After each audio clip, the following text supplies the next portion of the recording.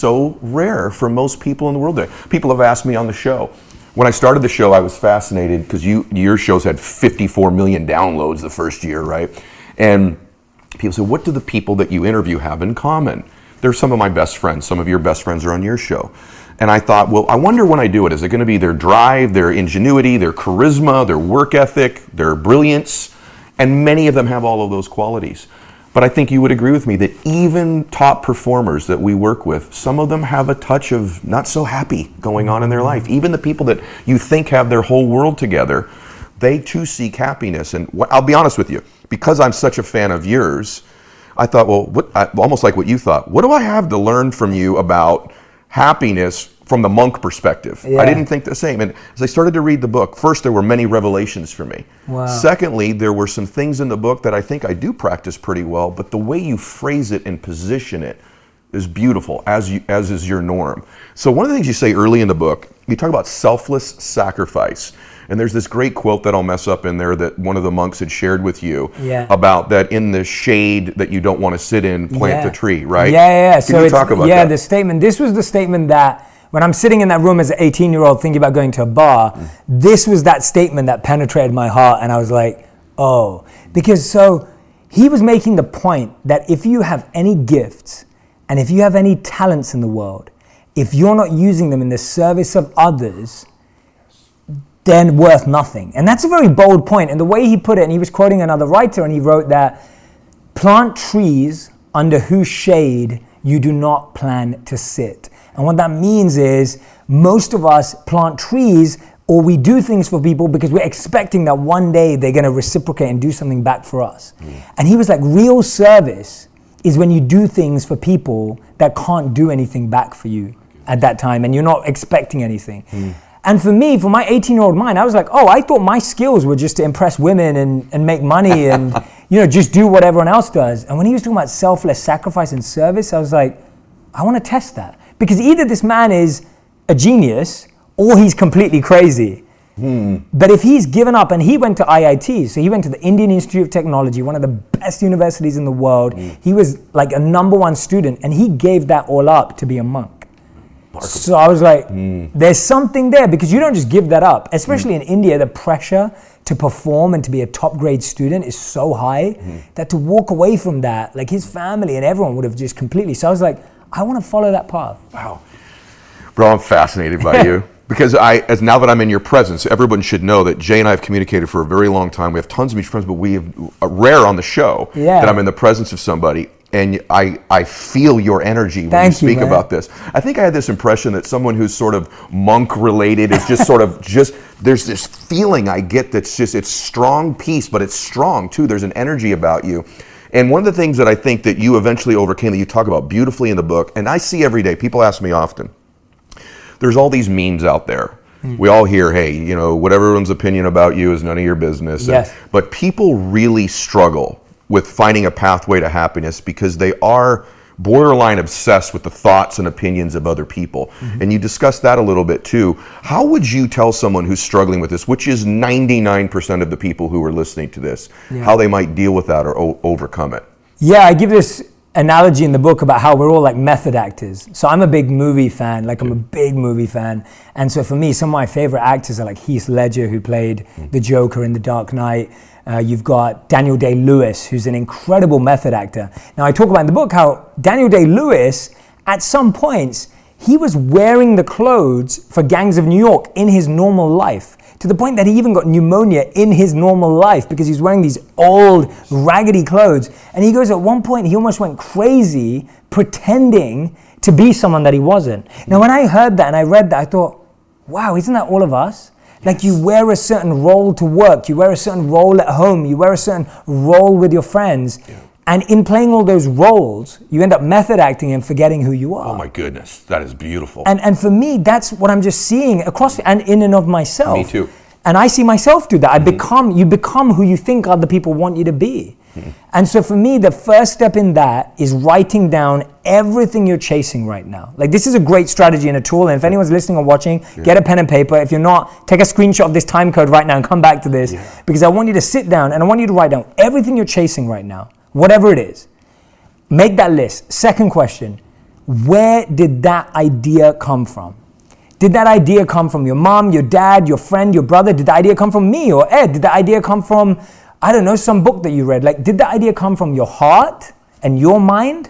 Or was it born because it was influenced by your friend who just got promoted? Yes. Your friend who just got proposed to? Your friend who just sold their company for $100 million? Like, was that the reason? Boy. Because then that may not be your dream. Whoa. And then the third question you have to ask yourself is this my dream? Or this is the question, is your dream really your dream?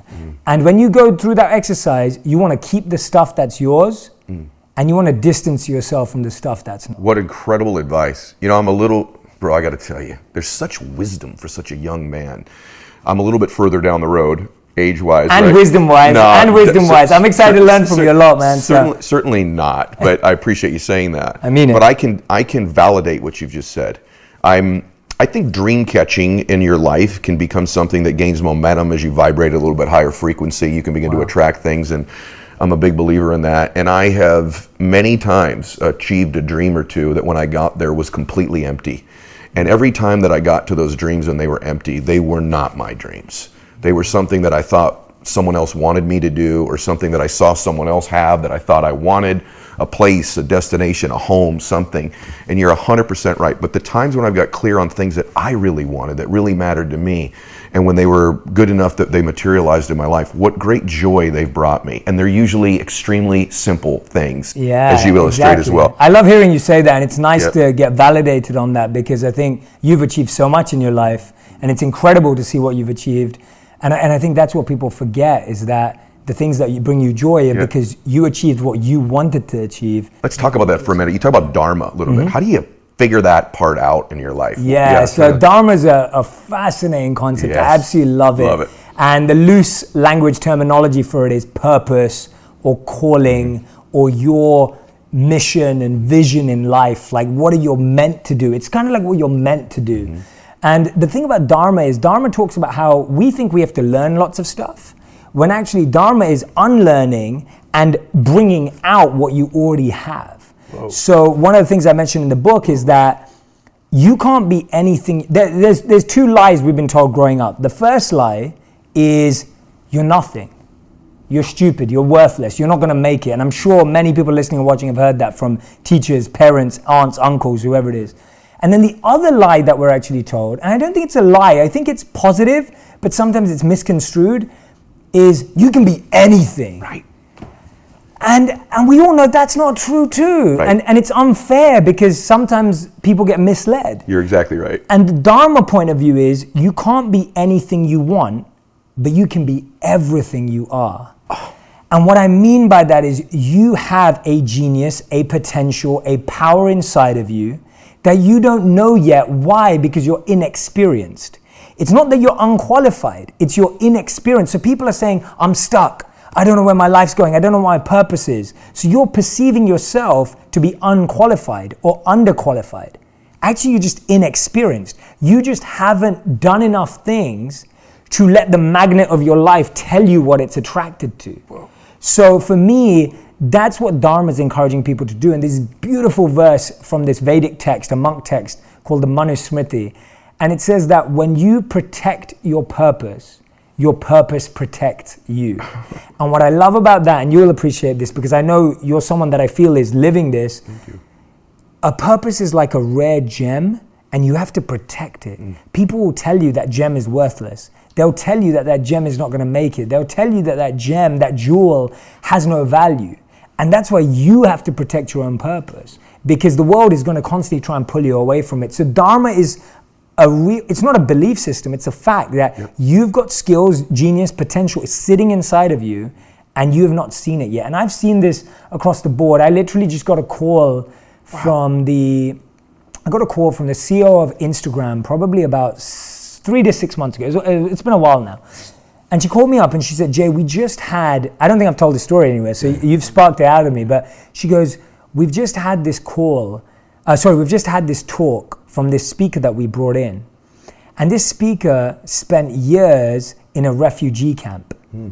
And in this refugee camp, not only did he figure out how to survive, he actually got his mother to save up for a computer, and he coded a game. He taught himself how to code, and he coded a game that helps people understand how not to be violent in a refugee camp. Gosh. And then he used Facebook to promote it. My gosh. And they said we were so inspired by him that we brought him in to speak to Instagram and Facebook. And then we asked him the question. We asked him, what has had the impact on you? Like, what kept you inspired? And this guy goes, oh, I used to watch this guy called Jay Shetty on Facebook. And literally, when she told me that, and she said literally the whole audience was in tears at his story. And I said to her, I need to talk to him right away because I need to tell him. I'm like, dude, you've just inspired me. I'm like, dude, your life is way harder than mine's ever been. And if you can realize that you have the potential in a refugee camp to teach yourself how to code and to help people not be violent, I mean, you're inspiring more lives. His name's Luau Mayan. I'm like, dude, you're inspiring so many more lives than I ever, it's just beautiful. And to me, that story, I'm not sharing it to show my role in his life. I'm sharing it because I'm like, if he can find a way to find his dharma, then we haven't got any excuses. Brother, it's funny. Right before you told the story about him, I was going to tell you that it's so obvious to me that you're in your home. And that's perfect evidence of it. It's so obvious to me as I sit next to you. And the book, guys, I want you to get this book. It has my full endorsement. And the reason it does, first off, is because this man that you're hearing these incredible words from wrote it. But it's a unique book because it talks about these principles that are eternally true. But there's also what I would call fundamental strategy. I was going to say basic, but it's not basic. It's fundamental strategies. I was surprised in a book that talks so much about happiness that you get as granular as a morning routine, which I'm a huge believer of. And I think sometimes, but you do it differently. Right. And so I only going to go through a few things of it because we want them to read the book. Right. But just so you know, guys, we're at 1%, less than 1% of the book so far. You're very kind. But it's true. But so talk a little bit just tactically for a second about importance of it and the way that you perceive a morning routine. Yeah. So the beautiful thing about monk life is half the day is self and half the day is service. That's how you're taught to live. Okay. So the morning hours are for you to fill yourself. It's almost like putting on mental, emotional, and physical armor. That's what a morning routine is. Our days are tiring. Our days are busy. Our days are draining. Well, guess what? If you didn't put your armor on in the morning and you're going out to battle, how many knives are going to cut you? How many swords are going to pierce you? How many wounds are you going to come home with? How many of you come back home feeling wounded? I come back home feeling wounded sometimes. Often. But guess what? If you put your armor on in the morning, a warrior would never go out onto a battlefield. And life can be a battlefield. Work can be full of conflict sometimes. Your relationships can be damaging sometimes. Your friendships can be toxic sometimes. So we are warriors in one sense. Sure. And so without wearing that, so for me, a morning routine is putting on emotional armor, which is meant to protect you for the rest of the day. And that way, even if you do get pierced, or you do get popped, or you do get cut, you're protected. And I know that when my morning routine is at its best, I feel protected. I know exactly. Whereas when my morning routine is weakened, I feel weak. And so for me, the morning routine, as I get strategic about it, there's two principles you have to know. Location has energy and time has memory. If you do something in the same place every day, that place now holds that energy. And this is huge. It's just so big, and I'm grateful for that reaction because people don't realize how powerful this is. When I meditated in temples that were 5,000 years old in South India, it was easier to meditate because people have been meditating there for thousands of years. Wow, it's so good. And so when you find a space in your home, and even if you've got, I lived in a 500 square foot apartment in New York 4 years ago, and I just had a tiny corner which I dedicated to my sacred practices. So if you don't have to have a big home to do this, you don't have to be wealthy to do this, you can find just a corner in your home that you dedicate as your meditation space or your reflection space. So first thing, location has energy. Second thing, time has memory. And this is something that people underestimate. When you do something at the same time every day, you remember it and time remembers it. That's why we struggle to work out at different times every day. It's why we struggle. Why do we feel hungry at the same time every day? Generally, we feel hungry at the same time. Most people, if you've got a regulated diet, you will feel hungry. You will feel tired at the same time every day. You will look towards that Coke can or that sugar or that chocolate bar at the same time every day. And so when you're meditating at the same time, if you're exercising at the same time, so what I recommend to people is your morning routine needs 4 aspects, and it's simple, and I call it time. It's about making time in the day. Okay. So time stands for T-I-M-E. T stands for thankfulness. There needs to be, even if it's 5 minutes of thankfulness, of gratitude every single morning. And that has to be gratitude that's specific. It can't be gratitude that's generic. So generic gratitude is something that anyone could be grateful for. Oh, I'm grateful for the sky. I'm grateful for air. I'm grateful for water. That's cool, but it's generic gratitude. Specific gratitude is I'm grateful for the fact that I have someone calling me this morning. I'm grateful for the fact that I can still call my parents. I'm grateful for the fact that I have this person in my business who is having such an impact. I'm grateful, it's specific. Specificity. Yeah, so thankfulness. Second one is insight. I think this is one thing that a lot of people are missing, which I recommend people listening to you. It's like podcasts, books, and make it easier for yourself. If you get this book, leave it open on your bedside table. Leave it open on your kitchen table. Leave it open on your dining table. I guarantee you will read more, and what you read will speak to you. And I think people underestimate that literally, like when you have it open and you'll just flick to a chapter randomly and you pick up one line, it will impact you and it will speak to you. So insight, you need insight every day. M is meditation, and I believe meditation is different for different people. As monks, we did walking meditations, we did beach meditations, we did visualizations, we did breath work. Find your meditation practice. I give a ton in the book.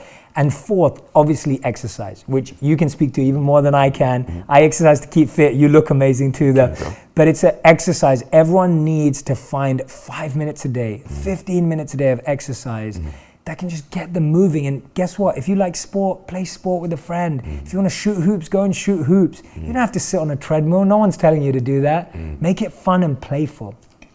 Brother, I've been in personal development and business entrepreneur space for a long time. Those are 2 gigantic revelations that I've never heard before. I'm telling you that for me, in the book, right, I'm reading it and I literally stopped the book and I brought both my kids in.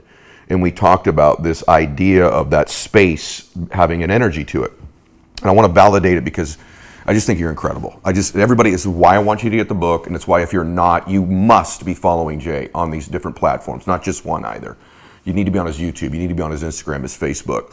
But I'll share this with you because I'm sure he's a hero of yours. When I was very young, when I was younger, actually about your age, ironically, I'm running on the beach in Hawaii, and it's early in the morning, so I did my morning run, speaking about exercise. And passing me by on the beach was this man. I saw him from a distance. Anyway, he gets by me and he starts to go the other way, and it was Wayne Dyer. Oh, wow. Right? I love Wayne Dyer. And a lot of people listening to this probably don't know Wayne Dyer's, you should check, he's not alive, right. But you should check out Wayne Dyer's work. His books are unbelievable. He's one of the godfathers of, he was somebody that's really made an impact. I end up getting a chance, long story short, sitting on the beach with him for about an hour as the sun comes up, talking about life. You talk about just the 2 of us, right? However, one of the principles he taught me that day, and you articulate it, quite frankly, more beautifully and more specifically than even he did, but I want to validate it again because these are things that you're not getting on any other podcast, is what Jay and I are talking about right now.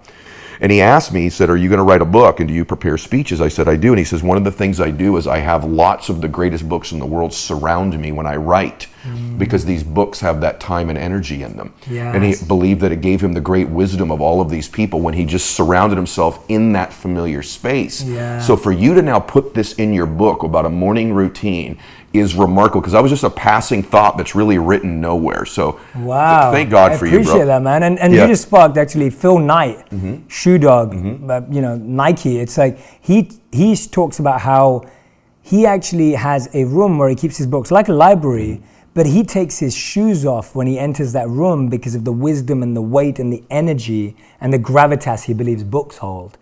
And so even as monks, we would never wear shoes around books because it was considered shoes are dirty and you wear them outdoors.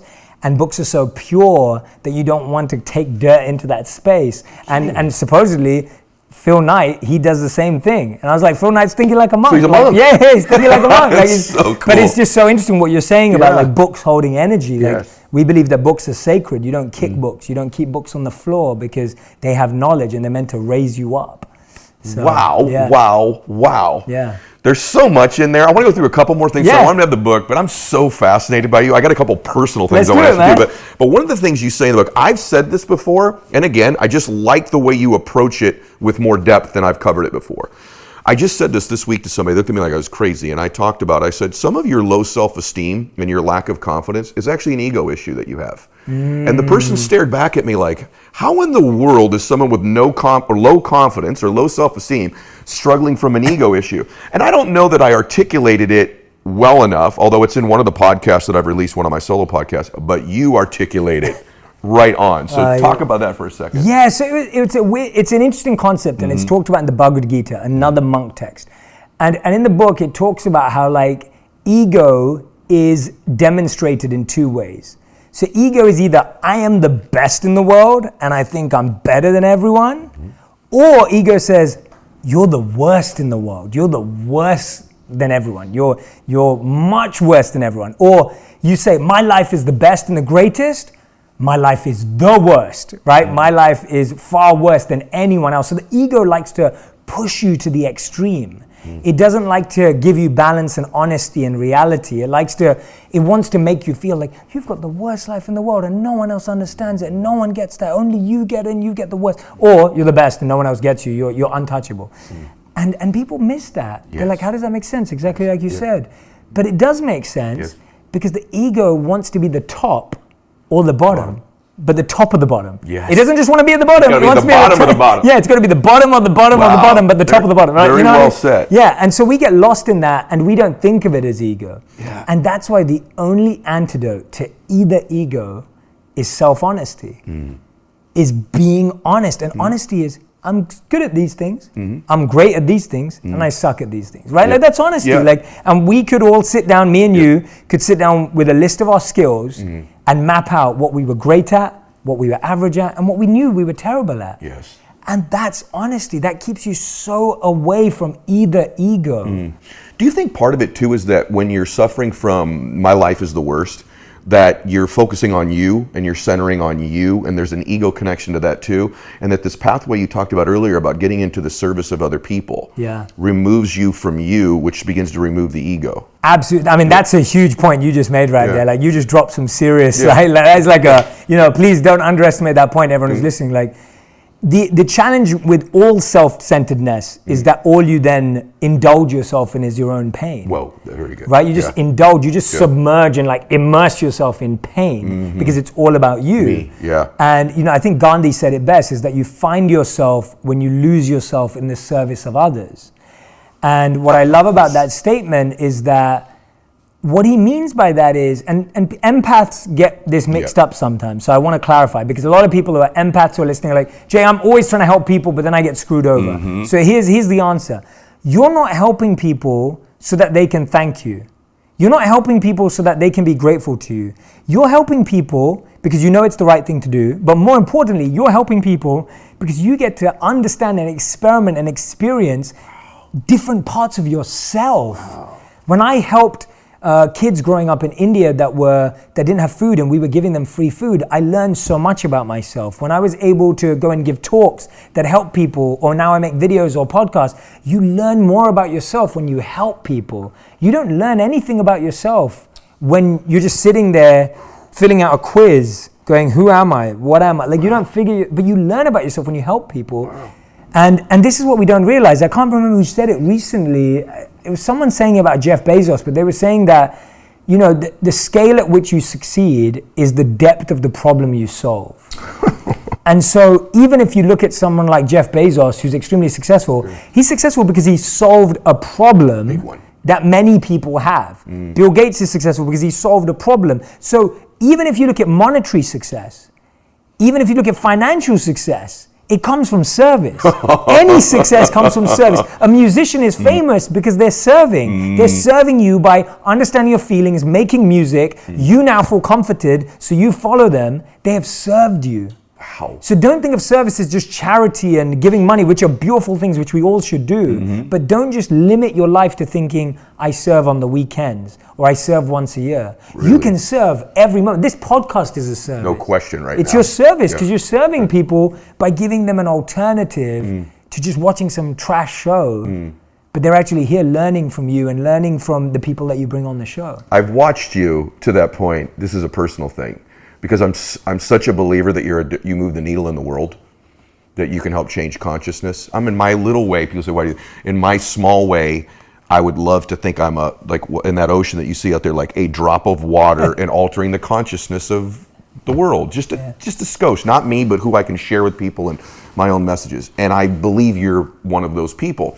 And so I will tell you, as I've watched this meteoric rise of yours, I've actually privately, a few times, not every day, but a few times, I've actually prayed for you that you would keep this level of humility. And so this is an interesting thing I wanted to ask you, but it'll serve everybody else. There is this balance, isn't there, of wanting this book to do well, right? You don't want to sell 2 copies. You want it to do very well. When you put a video out, there's probably there's got to be a little part of you that's like, how well did it do? And I think that line right there, I'm not even sure if you or I know the answer entirely, but do you struggle with that balance of, I'm doing this in the service of people, yet I'm sensitive to the response of what I'm doing? Because I think someone listening to this right now who's going to have a sales presentation tomorrow, they want to be in the service of that person, but there's this part of them that is in that balance we've talked about earlier about what's the response going to be? How am I going to be received? I want people to like me. How do you navigate that? That's a great question, man. That's huge. And the answer, let's take that salesperson. Okay. The more time that person spends in empathy, their customer's pain, and what the customer's really looking for, the better they're going to be received. Yes. So that service mindset always helps, because if you're thinking about, and this is what it comes, and I said this to my team when we were writing the book and everything that I was working on, I said, if I sit here right now and all I'm thinking about while I'm writing the book is being a best-selling book, then guess what? I'm now not writing the book. I'm now living in the future and I'm not living in the present. And so the only way to make this a best-selling book is to do the process properly. And I don't think, and this is what I do, and this is the only thing that's helping me, and again, I go through it all the time. After my first video went viral 3-4 years ago, I stopped creating because of the pressure that I wouldn't be able to live up to it. Wow. So I actually got scared because I was like, oh, well, what if the next video doesn't do as well? Everyone's going to think I'm tanking. Like, you get into that self-doubt and and I got into that space where I was just Thank you for being honest about that. Yeah, no, really. Like, genuinely, I didn't want to make a video again because I was like, this video just got 40 million views. Like, how am I ever going to beat that, right? And you get scared. I was like, I'm not putting anything out. I'm just going to stop. And then I started to realize, I was like, well, now I'm not living in service anymore. I'm living out of ego and I'm living for feeling a certain way. And guess what? I'm not feeling better by not putting anything out. Yeah. And actually, if I just serve more, I'll learn more. So the way I've made sense of it, and there's a verse in the Gita that explains it too, is that you have full control over the preparation, the process, and the practice.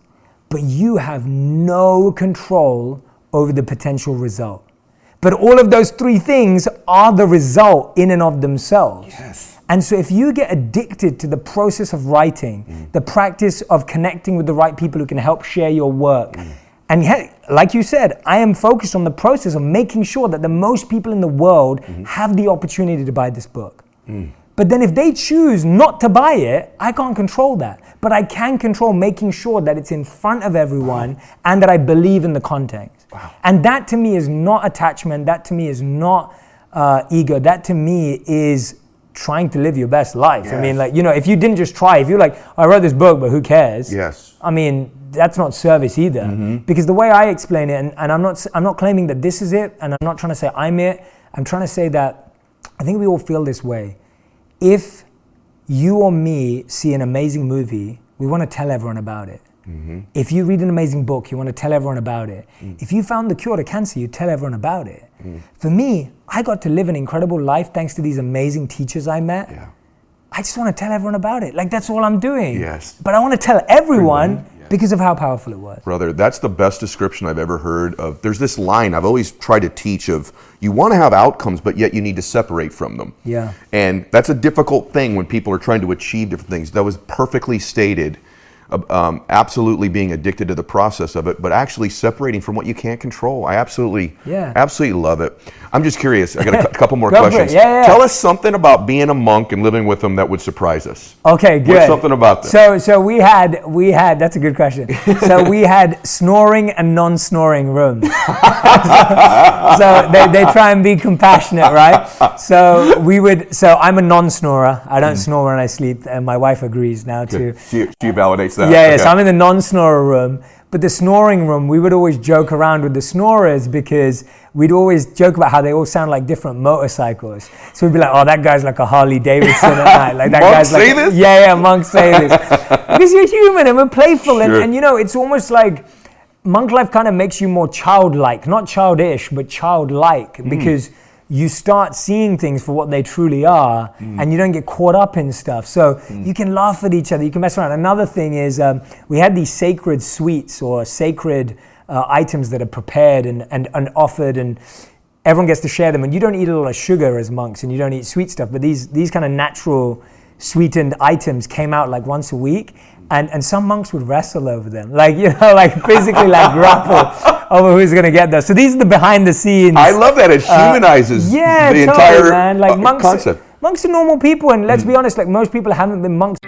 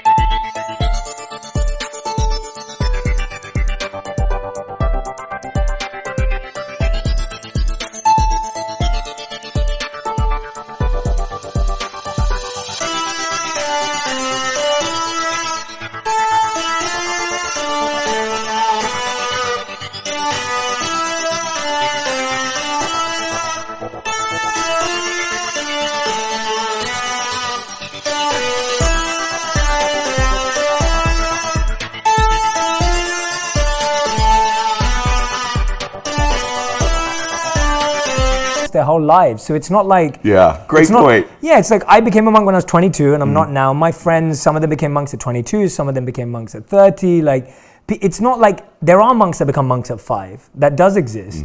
But the majority of people now are not doing that. They may even have more time in their life not one than they were one. Exactly, right? Yeah. exactly. And so for me, I'm glad you asked me that question because like monks are humorous, they're funny, they're like my teachers are hilarious. Really? If I'm with them, I'll just laugh the whole time. Really? Yeah, because they just see that. And I'd love to introduce you to one of my teachers who travels here a lot. I would love that. I'd love to introduce you to him actually. He's around 70 years old now. He's been a monk for 40 years. And he grew up in Chicago. So he's an American man, but he lives in India. He's been a monk for 40 years. Unbelievable, but he is hilarious. Oh my goodness. And anytime I'm with him, I don't stop laughing. So well, present people are more joyous in and of itself, right? 100%. Yeah, exactly. Because you you're not dealing, and you're not dealing with that. You're not dealing with the baggage of the past or the anxiety of the future.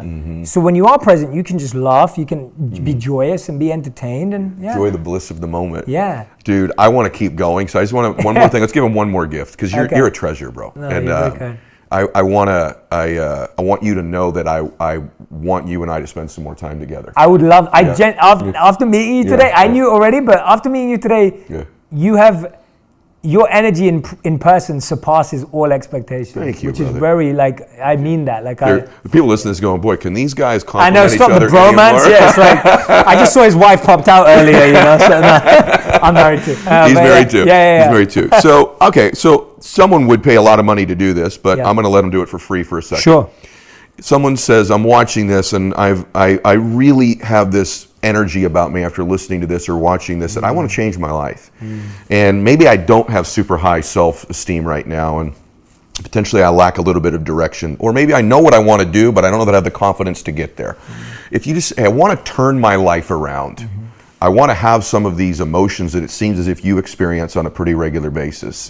What advice or counsel, just in general, would you give somebody who wants to live a better